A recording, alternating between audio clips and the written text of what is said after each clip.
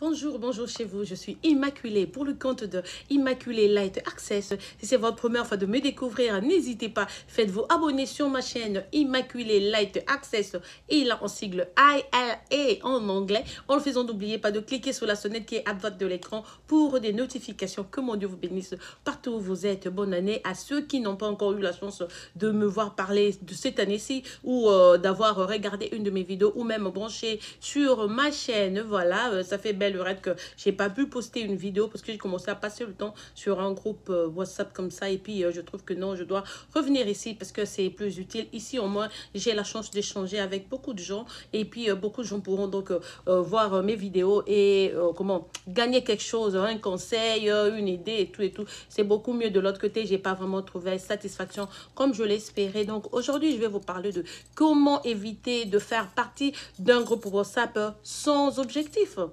En fait, ce groupe WhatsApp, moi, je ne savais même pas que ça existait. Ça fait quelques mois, un ami qui est en Allemagne m'avait envoyé une invitation, puis il m'a appelé sur Messenger pour me dire non, voilà, il y a ceci, cela, il y a ce groupe. En fait, je n'étais même pas informée qu'il y avait des groupes de WhatsApp qui se faisaient et tout. J'ai parlé à une dame qui m'a dit qu'elle fait partie de plus de 100 groupes sur WhatsApp. J'étais étonnée. Je me demande, mais pourquoi? Moi, je croyais que la vie serait mieux quand elle est discrète et tout. Moi, je n'aime pas trop parler de ma vie aux gens, au moins que ce soit volontairement. Si je trouve un sujet intéressant, je peux toujours donner un exemple de quelque chose qui m'est arrivé ou soit est arrivé à ma famille ou à quelqu'un que je connais. Si ça ne doit pas éreinter, si ça ne va pas éreinter le sentiment de quelqu'un, je peux toujours en faire exemple. Mais vraiment être sur les réseaux sociaux, spécialement faire partie des groupes de WhatsApp où les gens partagent beaucoup de choses. Je ne m'y attendais pas, en tout cas, je ne savais pas. J'ai trouvé qu'il y a même des gens qui ont des groupes de WhatsApp intimes, des grandes dames qui sont mariées, qui partagent leur groupe sur l'intimité de leur mari, sur un groupe WhatsApp. Ça m'a étonnée. Moi, je me dis que je crois que la vie de famille, spécialement entre une femme et son mari, ça doit être vraiment intime, ça doit être privé. On doit garder ça secret, on ne doit pas exposer, par exemple, la vie intime de son mari, comment ça se fait au lit, comment ça se passe et tout. En tout cas, je ne suis pas partie, je ne fais pas partie d'un groupe pareil, mais j'ai des amis qui sont donc adhérés dans ce groupe de WhatsApp. Ça m'a vraiment étonnée. Moi-même, sur le groupe de WhatsApp qui m'avait invité à peu près après un mois, ça n'a pas marché. C'était pas à cause du groupe. Le groupe était un peu désordonné. Tout le monde était membre. Au lieu de participer dans le débat, dans des sujets qui étaient donnés quotidiennement, mais tout le monde préférait carrément envoyer leur site YouTube, leur chaîne de Facebook, de Instagram et tout. C'était plus le partage que même quand on mettait un sujet, des fois ça passait inaperçu. Personne ne donnait de point de vue. Il n'y avait presque pas d'opinion. Et chaque fois que tu venais, tu veux parler, on trouve que non, toi tu veux montrer aux autres que toi tu connais plus et tout. Beaucoup de gens ne voulaient pas. En fin de compte, j'avais eu des problèmes avec le propriétaire du groupe. Carrément, je me suis donc désabonnée. Et juste après, j'ai reçu l'invitation d'un autre groupe où on était vraiment à l'aise entre femmes. On a peu d'hommes, beaucoup de femmes. Mais là, le propriétaire a dit non, je ne sais pas aller au-delà de 30 heures. Nous devons éviter de problèmes parce que quand c'est beaucoup de gens aussi, on risque de perdre le contrôle. Donc, elle a limité le groupe à 30 heures et on part là, on était là très bien. Jusqu'à ce qu'un jour, j'ai eu, je dirais, une altercation avec une dame qui n'avait pas compris carrément mon point de vue. Elle est venue négativement m'attaquer pour un sujet qu'elle ne comprenait pas du tout. Nous parlions d'autre chose. Elle est intervenue disant aussi autre chose, faisant allusion à autre chose. Et juste après, j'ai dit, bon, ben, elle était vraiment très fâchée contre moi sur le point de me demander de mettre des gants et aller au ring de boxe pour boxer avec elle, pour que nous puissions nous battre. Elle est en Europe, je suis aux États-Unis. Ça m'a juste étonné entre adultes, pourquoi une autre dame va t'inviter à mettre les gants et aller sur le ring pour vous battre. Et c'est une dame qui est vraiment, qui a l'âge de ma maman, quand ma maman a quitté la terre. Alors je me dis non, d'abord avec tout le respect que je lui dois. En plus, c'était une dame que j'aimais, que j'apprécie. À part le groupe, j'avais eu à parler avec elle une fois, à peu près pendant 2 heures comme ça au téléphone. Pour moi, c'était un manque de respect. Et puis j'ai dit, bon, ben, j'ai quand même un peu de tenue pour elle, parce que les gens, vous savez, de fois, on se réveille du mauvais côté du lit et on se comporte de façon. De fois même, il y a... Quand vous rencontrez des gens, certaines personnes sont normales, d'autres sont même bipolaires, mais ils l'ignorent. Alors, moi, j'évite toujours de juger les gens parce que le comportement de quelqu'un pendant 30 minutes ne doit pas mettre en doute tout ce que vous aviez eu avant cela. Mais question de sagesse, je me suis retirée. Je ne commentais plus sur ses posts et quand elle mettait ses histoires. Je ne cliquais même plus sur la flèche ou les flèches. Je ne voulais plus écouter sa voix et tout. Pour moi, c'était juste question de me respecter. Et puis, quelques temps après, j'ai vu que la même dame avait attaqué une autre dame sur le groupe. J'étais vraiment étonnée. Alors, j'ai dit, ah, peut-être que c'est juste sa façon. Moi, selon mes expériences en tant que quelqu'un qui a fait les sciences infirmières, j'ai carrément diagnostiqué qu'elle est bipolaire parce que tu peux pas être bien avec quelqu'un le matin et puis l'après-midi avec la même personne. Vous insultez comme des petits-enfants, comme si vous étiez dans la rue et tout. Ça nous a vraiment embarrassés. Et dire que sur cette chaîne, on était avec des hommes. Normalement, quand on est avec des hommes comme ça dans un groupe, nous les femmes, nous devions fournir beaucoup d'efforts pour leur montrer que beaucoup de gens disent que un groupe de femmes ne pourra jamais construire un village. Mais aujourd'hui, dans ce siècle-ci, on dit que non. Beaucoup de femmes peuvent faire tout ce que les hommes font. Je ne me compare pas aux hommes, mais on a quand même ces capacités aussi. Mais dommage parce que là, c'était vraiment le contraire. Elles ont vraiment montré exactement que nous, les femmes, nous ne pouvons pas construire un village comme on le dit en Afrique. C'était la honte et tout, mais en fin de compte, on a trouvé solution. Je suis toujours membre de ce groupe-là. On continue et je dirais que ça va bon train. Mais je commence à me lasser. Je me lasse pourquoi? Je me demande pourquoi être membre d'un groupe WhatsApp qui n'a pas d'objectif. Moi, je me dis que même s'il y a pandémie et tout, aujourd'hui, les réseaux sociaux, beaucoup de choses se font sur les réseaux sociaux. Les gens se marient sur les réseaux sociaux. Des business se construisent sur les réseaux sociaux. On se fait autant des relations. Je suis amie à des Chinois d'Abidjan. J'ai jamais été à Abidjan. Je connais des gens qui sont au Burkina Faso. J'ai jamais vécu là. J'ai été au Kenya et tout, en Tanzanie et dans d'autres pays là où j'ai été. Beaucoup d'amis d'enfance, je les ai retrouvés grâce aux réseaux sociaux. Il n'y a pas que des choses négatives sur les réseaux sociaux. Mais alors, quand on est en groupe, je crois que ce serait mieux d'avoir un objectif ou même des objectifs bien taclés que l'on aimerait exécuter sur un temps précis. On se décide par exemple que non, voilà, cette année, on vient de commencer en janvier jusqu'en décembre. Je veux par exemple que nous aidions nos jeunes frères qui sont en Afrique. Comme on dit, la priorité soit même d'abord, donc on peut commencer d'abord au Congo, chez nous à Kinshasa. On dit on va choisir telle commune ou bien telle province du Congo. Qui ne sait pas qu'au Congo, il y a des guerres. On a nos enfants qui sont là en train d'offrir jusqu'à aujourd'hui. Les enfants qui meurent chaque jour. La pénurie est en train de détruire notre futur. On dit que la jeunesse, c'est donc l'avenir du pays. C'est donc le lendemain. C'est l'avenir de demain. Mais chez nous, la jeunesse n'a pas eu la chance d'étudier comme il le fallait. Notre jeunesse a été exécutée vraiment d'une façon injuste. Ils n'ont rien fait, mais on a des jeunes enfants. Je vous dis qu'aujourd'hui, la famine à l'est du Congo, vous n'aviez pas idée. Je suis tombée sur des photos. Un ami qui a effectué un voyage vers Goma. C'est à quelques kilomètres de Goma. Le village s'appelle, je crois, Mimbiere. Il m'a envoyé des photos des petits-enfants affamés. Vous croiriez que nous sommes dans l'ancienne Éthiopie. Quand nous étions petites, il y avait des jeunes Éthiopiens qui étaient venus donc au Congo, que le président Mobutu avait reçu. On leur a montré notre hospitalité. Jusqu'à aujourd'hui, beaucoup d'enfants, mettez ce que vous voyez au Congo, sont mix de l'Éthiopie et du Congo. On les a reçus comme ça dans des quartiers. On a commencé à les récupérer parce que le Congolais, en fait, l'hospitalité, on a l'hospitalité chez nous naturellement dans le sang. Quand quelqu'un d'autre souffre, on a toujours notre porte ouverte pour recevoir autant de gens. Mais non, nous-mêmes, en tant que Congolais, même si on parle de la pandémie ou non, on est organisé dans des groupes WhatsApp, sur des groupes. Faites de votre mieux pour que ce groupe-là ait un objectif.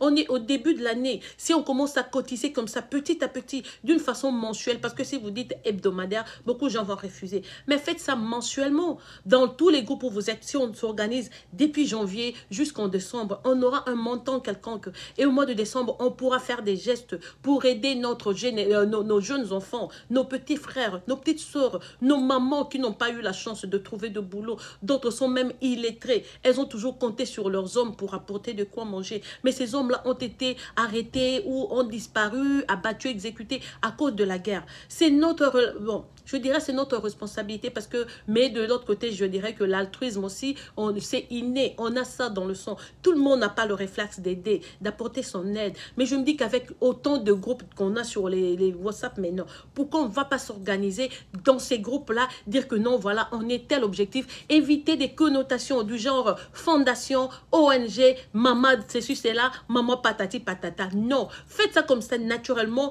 que non, voilà, vertueusement, je veux dire, un corps qui aide. J'ai des enfants qui souffrent au Congo, j'ai des enfants qui ne savent plus aller à l'école. Je vous fais allusion à ce village-là, à quelques quelques kilomètres de Goma. Ces enfants-là n'ont pas à manger.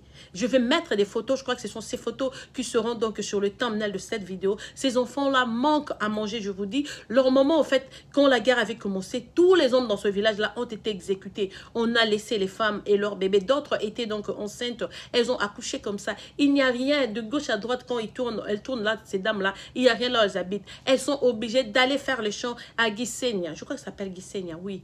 À Gisenyi ou Gisenyi. Elles vont là-bas pour faire le champ. Et quand elles vont là-bas pour faire le champ, elles sont victimes des viols, des militaires qui sont là, venant de tous les coins, je ne sais pas, de Goma. Je ne sais pas dire que c'est des militaires des pays étrangers ou quoi que ce soit. Je n'ai pas de preuves. Mais ce sont surtout des militaires qui violent ces dames. Une témoigne que non, une fois j'ai été violée par 9 hommes et tout et tout. Et c'était leur routine. Et puis après ça a commencé à consumer leur corps. Elles sont d'abord mentalement déséquilibrées parce que comment on va vivre comme ça d'une façon abusive. Chaque jour quand on va au champ, ces gens-là nous violent et tout et tout. Elles se sont retrouvées enceintes. Elles ont eu des enfants comme ça que les autres appelleront bâtards. Donc des enfants qui sont nés comme ça dû au viol, donc au viol de leur maman. Et une dame, quand un enfant est né, que cet enfant-là ait été conçu d'une façon brutale, sous le viol ou par le viol ou non, un enfant qu'on a porté 9 mois dans son ventre, c'est un enfant. Et ces dames-là cherchent maintenant comment élever ces enfants. Je vous dis qu'il n'y a rien, elles n'ont rien, parce que maintenant toutes ces dames-là ont dit non,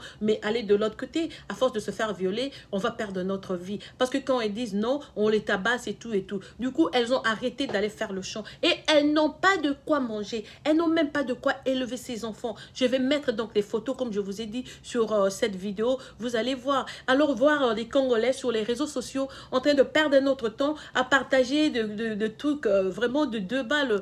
En fait, moi j'ai toujours dit qu'au Congo, en fait, il y a pas mal de secteurs, mais à cause du mauvais gouvernement qu'on a, de la mauvaise gérance qui a été donc à la tête de ce pays, de ces régimes qui ont suivi, ou même on n'a jamais eu la chance d'avoir un président vraiment exécutant qui pourra donc changer le déroulement de l'histoire donc du Congo. Jusque-là, on attend, mais tout a été vraiment touché, tous les secteurs vraiment bafoués quand vous n'avez pas idée. Mais on vous dit toujours, l'union fait la force. Si Dieu nous a donné la chance, nous autres, de quitter le pays et venir là où on peut travailler et gagner quelque chose. Là, sous la pandémie, excusez-moi, là où on habite, même si on n'a pas travaillé, mais on a eu à gagner quelque chose avec l'argent du chômage. Si on met de côté même 5 euros, 5 dollars, 10 dollars, 20 dollars par mois. On commence en janvier. En décembre, on pourra se retrouver avec 4 000, 5 000 dans ces caisses-là. Et puis, on pourra faire des actions pour les jeunes enfants qui sont restés là-bas. On pourra trouver quelqu'un qui est originaire de Goma, qui sait exactement où est cette ville-là de Mimbiere, à combien de kilomètres. Et puis, on va voir comment... Il y a toujours des avions des Nations Unies qui arrivent dans ces recoins-là. On pourra toujours trouver des gens. Il y a même une équipe qui est là, qui pourra donc arriver et apporter à manger. Ces enfants qui n'ont pas d'habits, ils n'ont pas de nourriture. Quand vous allez voir ces photos-là, vous serez choqués. Vous ne croirez même pas que c'est au Congo. Voilà, c'est notre affaire à tous les Congolais qui sommes hors du pays. Au lieu de passer le temps à chatter sur les réseaux sociaux, à parler des petitesses, on a cette responsabilité-là d'aider les gens qui sont restés au pays. Organisons-nous dans ces groupes WhatsApp. N'allez pas sur un groupe WhatsApp pour dire bonjour, comment vous allez, j'ai bien dormi. Et puis c'est fini, tu t'en vas. Non, c'est pour ça que je conjure en tout cas tous ces groupes WhatsApp. Ayez toujours l'amabilité de dire aux gens qui adhèrent que non, voilà, sur ce groupe, nous parlons de ceci, cela. Notre objectif est de réaliser ceci, cela après autant de temps. Sinon, on dit time is money. Comment tu peux te réveiller comme ça? Tu fais partie d'un groupe, tu y vas pour parler, tu donnes peut-être ta contribution, mais en fait de compte, il n'y a rien.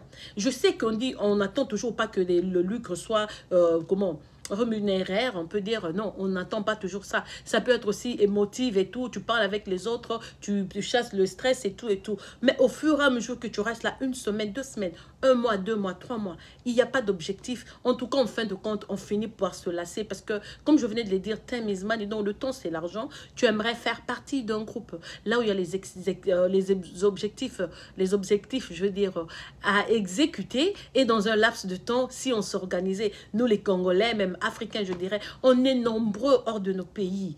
Quand les autres Asiatiques, ils viennent ici, ils étudient ou même ils trouvent des jobs, mais ils ne dépensent pas leur argent à la folie. Ils s'arrangent toujours pour retourner un peu d'argent. Regardez sur YouTube, si vous regardez le Banana Island. Banana Island, c'est un quartier du Nigeria. Vous allez voir que tous les membres, tous les habitants de ce quartier-là ont évolué plus au Texas, aux États-Unis et tout. Ils sont des businessmen. Regardez le genre de filles qu'ils ont. Ils ont amené Hollywood chez eux. comment ils ont construit, comment ils sont en train de vivre. Et c'est pas de l'argent qu'ils ont ramassé en un jour. Ils se sont organisés, ils ont commencé à acheter de l'espace et construire comme ça. Et nous aussi, nous pouvons nous arranger, ne fût-ce que pour commencer à acheter, à manger pour ces gens. Parfois, on attend trop des Nations Unies. Ah, l'UNICEF, ah, le USAID. Ah, non, ces gens-là, aujourd'hui, par exemple, avec la pandémie, eux-mêmes avec presque ce qu'on a connu avec le capitalisme, on ne connaît pas le futur du monde demain. On est en train de discuter sur le vaccin et tout, il y a injustice. Le vaccin qu'il y a aux États-Unis, non, c'est différent par rapport à ce qui vient en Afrique. Vous avez tous vu des vidéos disant que non, on doit éliminer la population du monde parce que c'est trop. Et on souhaite vraiment que ce soit plutôt les Africains parce qu'on dit que l'Afrique ne participe pas à l'émergence du monde et que les Africains ont déjà perdu leur pouvoir parce que donc on n'est presque pas considéré. Alors notre existence n'a pas de raison d'être. Donc c'est comme cela qu'on propose que l'on va tuer donc des jeunes Africains. Bon, j'ai vu ça sur les réseaux sociaux et tout. Ceux qui voudront voir cette vidéo-là, on va voir votre numéro WhatsApp. Je pourrais toujours vous envoyer cette vidéo de cette réunion, de ces gens disant que l'on devait éliminer les Africains. C'est vrai, la vidéo est là sur les réseaux sociaux. Mais pourquoi ils n'ont pas de respect à notre égard? Parce qu'ils trouvent que non, eux, ils ont créé les réseaux sociaux et on se fait vite abonner. Et quand on est là, on raconte, on parle en termes de petitesse. On montre pas qu'on a des projets et tout. Je ne sais pas si vous connaissez Zach Mwekassa, les guerriers noirs.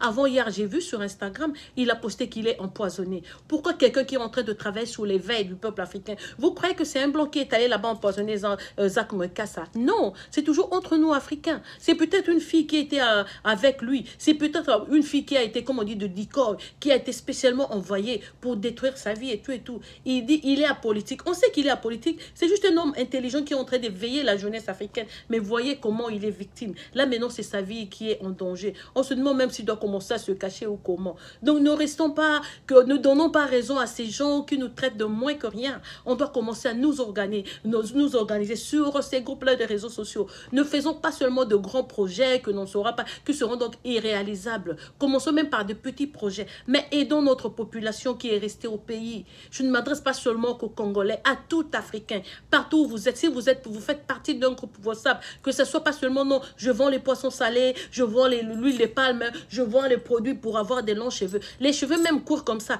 Là, les cheveux que vous voyez là, ce ne sont pas mes cheveux naturels. Tout le monde peut s'acheter ses cheveux n'importe quand.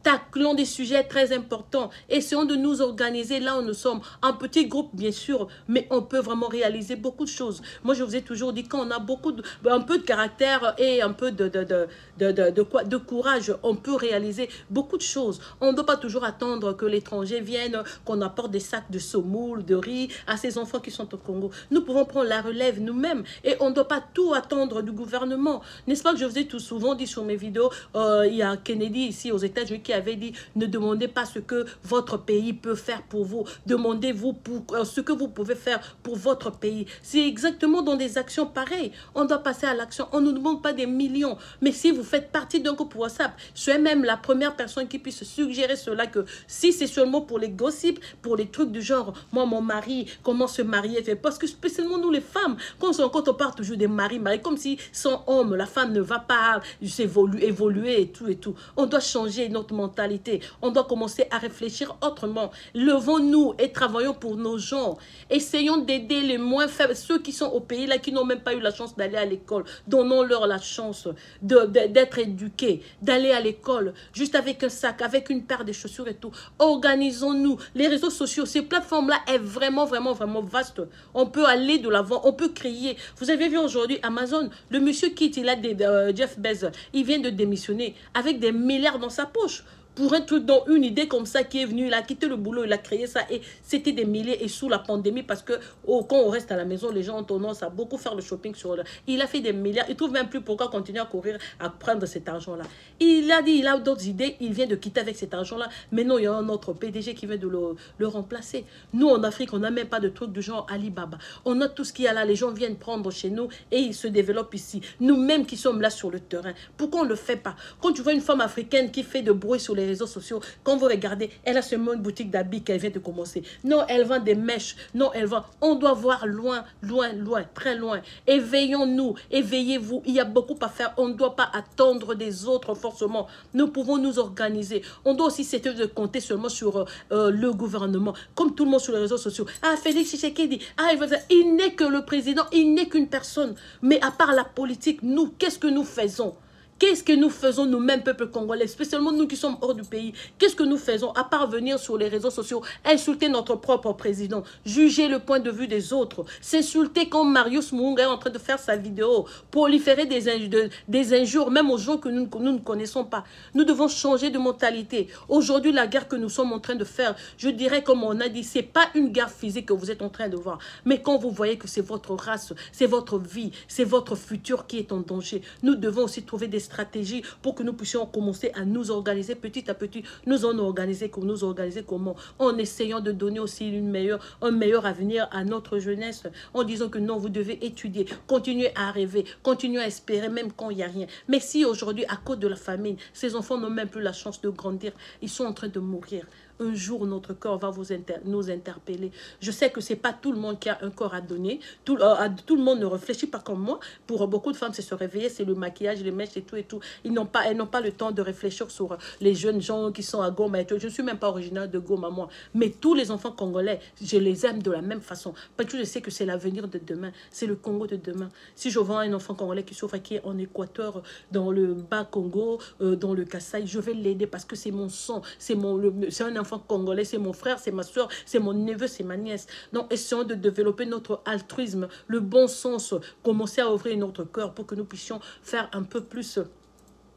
Et il y a un autre frère que j'ai rencontré grâce aux réseaux sociaux. Il s'appelle Chico. Sa chaîne, c'est Chico Productions. Il récolte de frais. En tout cas, pas grand-chose, mais tout apport, tout ce que vous pouvez lui donner. On voit ses actions sur Kinshasa avec des jeunes enfants. Comment on donne. Il y a beaucoup de vidéos sur sa chaîne. Vous pouvez aller regarder sur YouTube Chico Productions. Vous allez voir ses œuvres. N'oubliez pas, en tout cas, il y a peut-être des gens, ils attendent chez moi. Non, on va aller chez les célèbres parce que là-bas, c'est des fondations et tout vous donner. Mais vous ne savez pas tellement comment la répartition de ces choses se font. Mais avec quelqu'un comme Chico, vous donnez, vous savez que ça va directement chez nos enfants de Kinshasa, chez nos mamans de Kinshasa. Excusez-moi, c'est peut-être une publicité, mais quand je découvre quelque chose de bon, je dois donc en profiter et le dire. Donc, n'oubliez pas de vous faire abonner sur sa chaîne. Et si vous pouvez aussi l'assister financièrement, ou même, comment je peux dire, même psychologiquement, ou même l'encourager pour que notre frère n'arrête pas de travailler. Je crois qu'il vit en Allemagne, je crois pas, je sais qu'il vit en Allemagne. En tout cas, même avec 20 €, 50 €, les coordonnées sont sur sa chaîne. Allez-y, parce que ce que vous donnez à Chico, ça va directement chez la jeunesse de Kinshasa, ça va directement chez nos mamans, ça va directement chez les gens démunis du Congo. N'attendez pas que ce soit quelqu'un, un blanc qui quitterait les États-Unis ou la France ou l'Allemagne, qui soit là pour se soucier de nos enfants. Ça, c'est notre progéniture à nous. Nous devons nous lever et prendre les choses en main et commencer à prendre soin donc de nos enfants. Voilà, je suis Immaculée, votre soeur qui vous aime et vous chouchoute à outrance. Ne passez pas votre temps sur les réseaux sociaux pour chatter, pour gossiper. Faites de ces groupes de WhatsApp des trucs utiles. Time is money. On est au début de l'année. Essayons de nous organiser pour que nous puissions apporter donc la pierre à l'édifice. Donc voilà, c'était votre soeur qui vous aime, vous chouchoute à outrance. Mon nom c'est Immaculée. N'oubliez pas de vous faire abonner sur ma chaîne. On aura beaucoup à partager. Je vous aime beaucoup. Au revoir et passez donc une excellente fin de soirée chez vous. Bisous, au revoir. À plus, peut-être à demain.